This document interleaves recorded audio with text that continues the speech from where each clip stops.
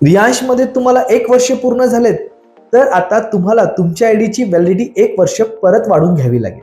ती कशी वाढवायची चला आता आपण पाहूयात. तुम्हाला तुमच्या मोबाईलमध्ये गुगल किंवा क्रोम हे ऍप्लिकेशनला क्लिक करायचंय. क्लिक केल्यानंतर myriyansh.com या वेबसाईटला सर्च करायचंय.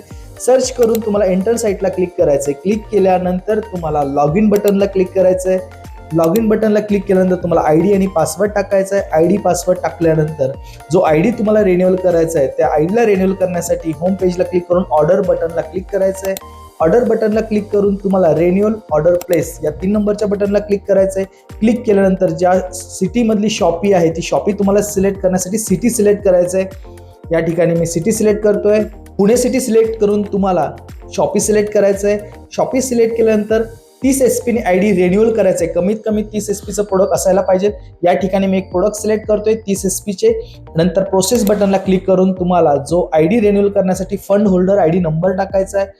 फंड होल्डर आयडी नंबर टाकल्यानंतर तुम्हाला आयडी रिन्युअल जो करायचा आहे तो आयडी नंबर इथे मेन्शन करायचा आहे. या ठिकाणी मी एक आयडी नंबर मेन्शन करतो. आयडी नंबर टाकल्यानंतर तुम्हाला त्या व्यक्तीचं नाव दिसेल आणि रिमार्कमध्ये त्या व्यक्तीचं नाव टाकायचं आहे. प्लेस ऑर्डरला क्लिक करायचं आहे. कन्फर्म ऑर्डरला क्लिक करून ऑर्डर नंबर मिळेल. अशा पद्धतीने तुमचा आयडी रिन्युअल झाला.